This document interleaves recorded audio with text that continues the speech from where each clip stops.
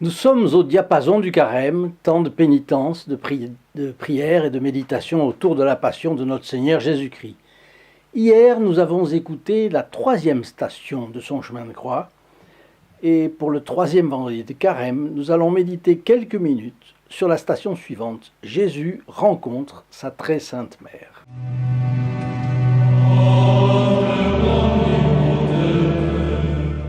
Chers amis fidèles du Padre Pio, bonjour, mon nom est Jean Goyard, vous assistez au programme sur les pas du Padre Pio. Aujourd'hui, rencontre de Jésus avec sa très sainte mère. Eh bien, un petit fait de la vie du Padre Pio est intéressante et nous prépare à cela, à rentrer dans ce chemin de croix. Monseigneur Paolo Corta, qui était évêque, s'était rendu auprès du Padre Pio en compagnie d'un officier italien. Et en plaisantant, il a demandé à notre bon capucin d'obtenir aux militaires un billet d'entrée pour le ciel. Et le Padre Pio a répondu: pour entrer au ciel, il faut quelque chose de très important. Il faut avoir le billet d'accès à la très sainte Vierge. Si vous l'avez, vous avez tout ce qu'il faut. Elle est la porte du ciel. Et le chemin pour aller à elle, c'est le Saint Rosaire. Et c'est la doctrine de l'Église. La prière de la Sainte Vierge est plus efficace, c'est-à-dire suivie d'effet, plus efficace, que tous les saints, que la prière de tous les saints de tous les temps réunis. De manière que si la Sainte Vierge veut le salut d'une âme contre les prières de tous les saints qui ont existé, existent et existeront, l'âme sera sauvée. Et si tous les saints priaient, disons par hypothèse, pour le salut d'une âme et que la Sainte Vierge n'en soit pas, le salut de cette âme serait compromis. Parce que Dieu a donné à Notre-Dame au ciel un ministère, celui de l'application de la miséricorde. Finalement, c'est elle qui décide le salut des âmes.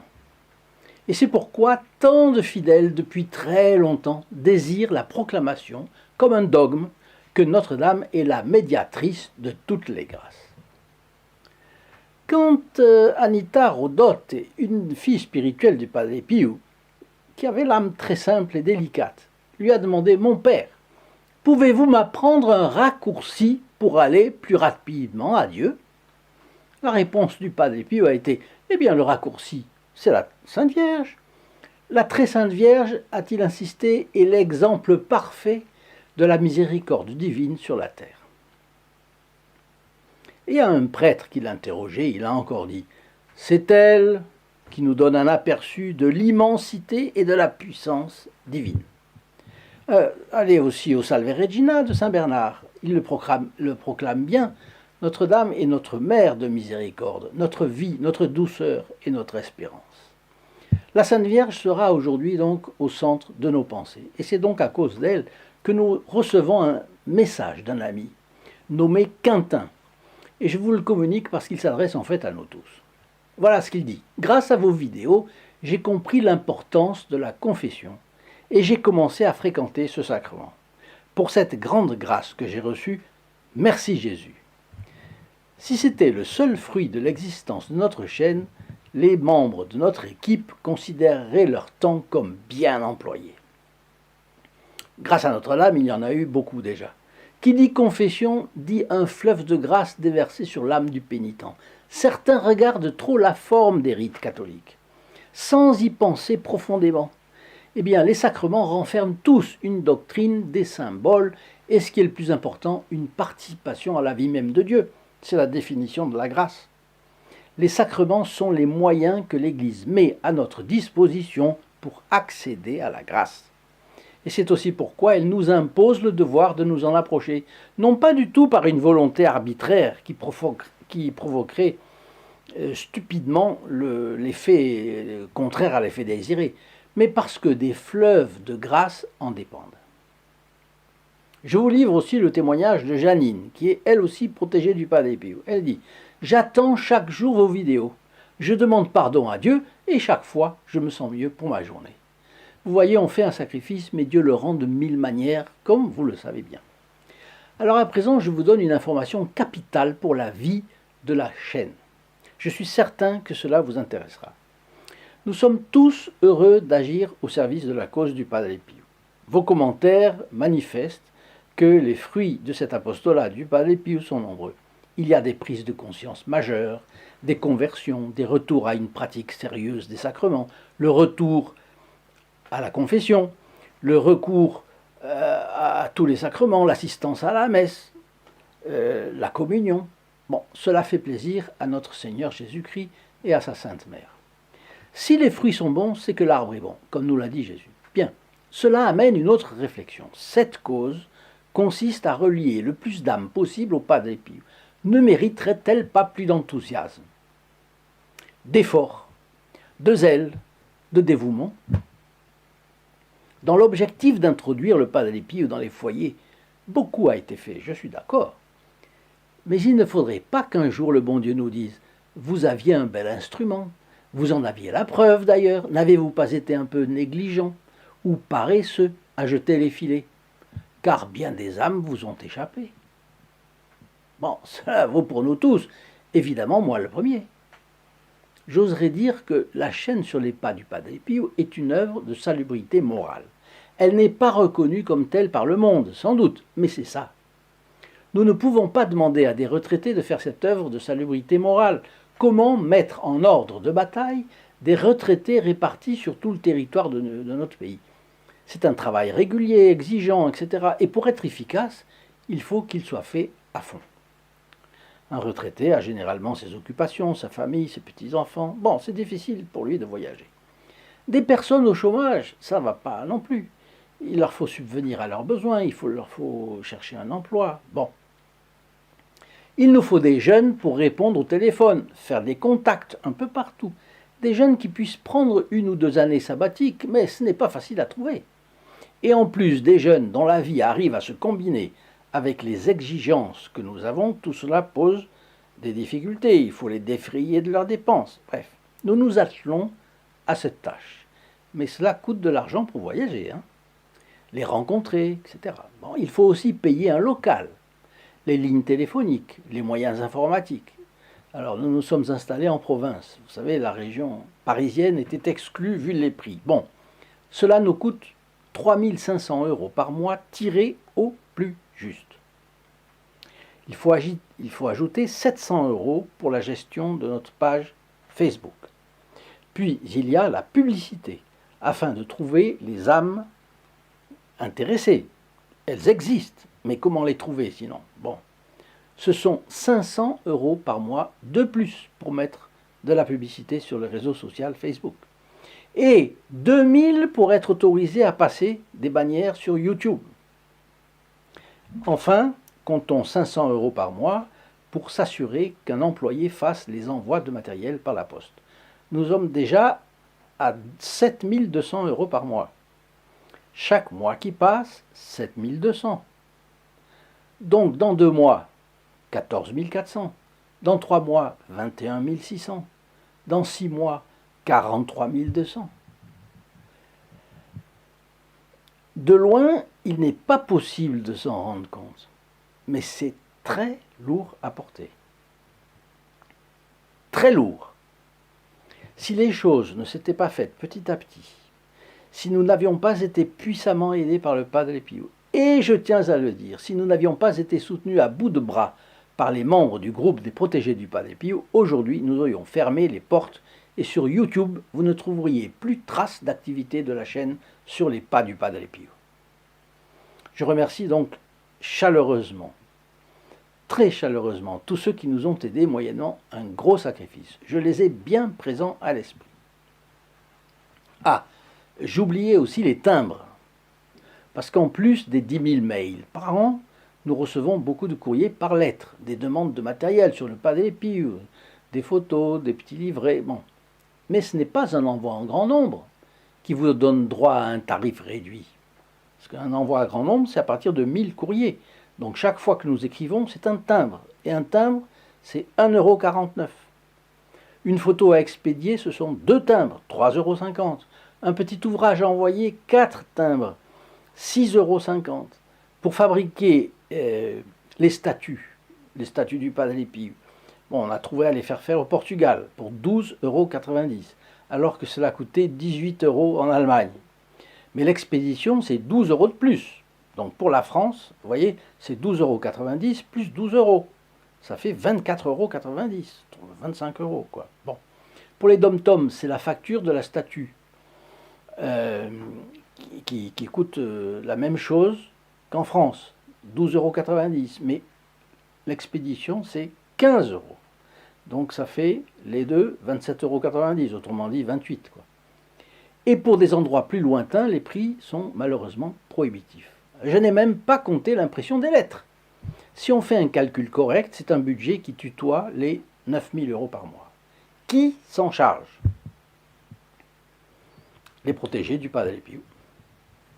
Vous apprenez qui ils sont et ce qu'ils font en allant dans la description de la vidéo ici dessous sur le lien https://st-padre-pio.fr.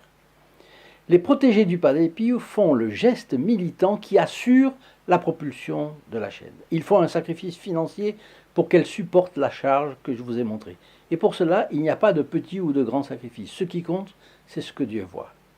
Une veuve qui donne son obole pour faire progresser la cause du Padre Pio, qui donnerait un peu de son nécessaire, eh bien, il est sûr qu'elle fera énormément aux yeux de Dieu.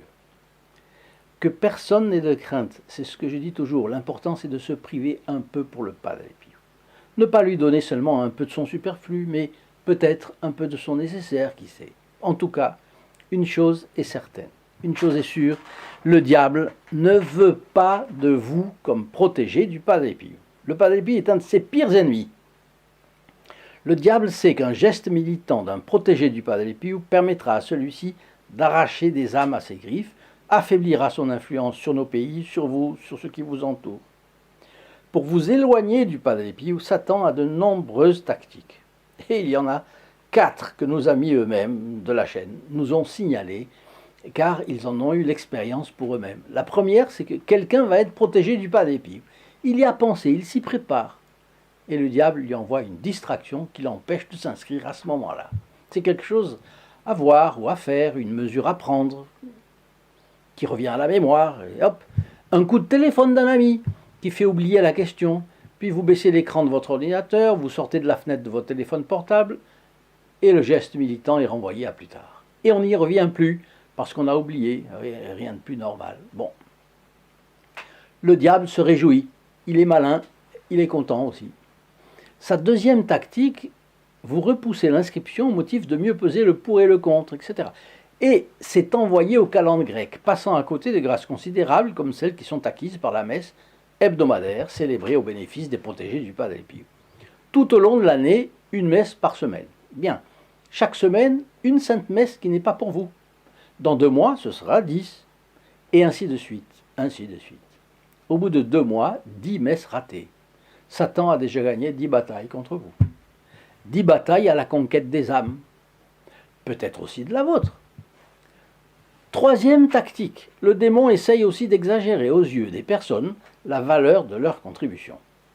Alors il dit, et qu'en sera-t-il du lendemain? Il faut y réfléchir à 2 fois, y réfléchir de manière plus détaillée, comme si vous ne pouviez pas l'interrompre. Or, un don est un don, ce n'est pas un dû. Cela peut s'interrompre à tout moment. Et la quatrième tactique, la quatrième, le diable trompe les gens en leur suggérant qu'ils ont déjà fait beaucoup pour le Padre Pio. Pensez, j'ai vu plusieurs vidéos, j'ai fait 1 ou 2 partages, j'ai mis mon like, j'ai demandé des grâces au Padre Pio, il m'a même exaucé. C'est la raison pour laquelle je lance un appel qui a, à mon avis, beaucoup d'importance. À ceux qui ne sont pas encore protégés du Padre Pio, qui sait si vous n'auriez pas une inspiration de notre bon Capucin pour faire quelque chose de plus dans ses pas. Et pour ceux qui font déjà partie du groupe des protégés du Padre Pio, aurait-il la possibilité de faire un petit effort supplémentaire pour nous aider à mettre en relation le Padre Pio avec encore plus d'âmes qui n'ont pas eu votre chance de le connaître. Il y a tant de gens déboussolés. Le Padre Pio sera leur boussole. Et qui contribue à sauver l'âme de son frère, sauve sa propre âme. Je vous invite donc à venir me rejoindre ci-dessous sur le lien approprié. https://st-padre-pio.fr. Inscrivez-vous comme protégé du Padre Pio et après vous constaterez ce qui se passera dans votre vie. Vous viendrez témoigner des grâces reçues. Bon. Alors voilà la 4e station du chemin de croix. Jésus rencontre sa très sainte mère. Nous vous adorons au Christ et nous vous bénissons parce que vous avez racheté le monde par votre sainte croix. Qui, ô Notre-Dame, vous voyant tout en pleurs, oserait vous en demander la raison? Ni la terre, ni la mer, ni le firmament ne pourraient servir de terme de comparaison à votre douleur. Donnez-moi, ô ma mère, un peu au moins de cette douleur. Donnez-moi la grâce de pleurer Jésus avec les larmes d'une componction sincère et profonde. Vous souffrez en union avec Jésus. Donnez-moi la grâce de souffrir comme vous et comme lui. Votre douleur la plus grande n'a pas été de contempler les indicibles tourments corporels de votre divin Fils. Que sont les maux du corps en comparaison de ceux de l'âme? Si Jésus avait souffert tous ces tourments, mais qu'il avait eu autour de lui des cœurs compatissants, si encore la haine la plus stupide, la plus injuste, la plus niaise, n'était pas venue blesser le Sacré-Cœur, bien plus que le poids de la croix et les mauvais traitements ne blessaient le corps de notre Seigneur. Mais la manifestation tumultueuse de la haine et de l'ingratitude de ceux qu'il avait aimés. À 2 pas, un lépreux qu'il avait guéri, plus loin un aveugle à qui il avait rendu la vue, un affligé à qui il avait donné la paix. Tous demandaient sa mort, tous le haïssaient, tous l'injuriaient. Tout cela faisait souffrir Jésus immensément plus que les douleurs inexprimables qui accablaient son corps. Et il y avait pire. Le pire des maux. Il y avait le péché. Le péché déclaré. Le péché hurlant. Le péché atroce. Si encore toutes ces ingratitudes avaient été commises contre le meilleur des hommes, mais par absurde n'avaient pas offensé Dieu, mais elles étaient commises contre l'homme Dieu et constituaient un péché suprême contre la très sainte Trinité elle-même. Voilà quel était le pire de cette injustice et de cette ingratitude. Plus que de léser les droits du bienfaiteur, ce mal était d'offenser Dieu. Parmi tant de causes de douleur, celle qui vous faisait le plus souffrir, ô Mère très sainte, ô divin Rédempteur, c'était certainement le péché. Et moi, est-ce que je me souviens de mes péchés? Est-ce que je me souviens, par exemple, de mon premier péché? Ou de mon péché le plus récent? De l'heure à laquelle je l'ai commis, du lieu, des personnes qui m'entouraient, des motifs qui m'ont entraîné à pécher? Si j'avais pensé à toute l'offense que vous cause un péché, aurais-je osé vous désobéir, Seigneur? Ô ma mère, par la douleur de cette sainte rencontre, obtenez-moi la grâce d'avoir toujours devant les yeux Jésus souffrant et couvert de blessures, précisément comme vous l'avez vu à ce moment de la Passion. Et là on prie à notre Père, un Je vous salue Marie, un Gloire au Père. Ayez pitié de nous, Seigneur, ayez pitié de nous, que par la miséricorde de Dieu, les âmes des fidèles reposent en paix. Ainsi soit-il. Tout à l'heure, je voulais donner un témoignage qui m'est parvenu hier et je l'ai omis. Je vous le livre. Il nous vient de Pécan, c'est un pseudonyme, bien entendu. C'est une protégée du Padre Pio. Voici ce qu'elle nous a dit. Merci, Saint Padre Pio, pour tous les fruits de votre intercession déjà récoltés et qui pleuvent en abondance. Je suis fier de faire partie des protégés du Padre Pio et de faire partager ses bienfaits par nos dons à tous. C'est cela aussi le carême, entrer en partage. Je remercie Pécan de sa réflexion qui va à la rencontre de ma préoccupation et je vous donne rendez-vous dans la description ci-dessous. À tout de suite. In nome del Padre, del Figliolo e dello Spirito Santo, e così sia. Sia lodato Gesù e Maria,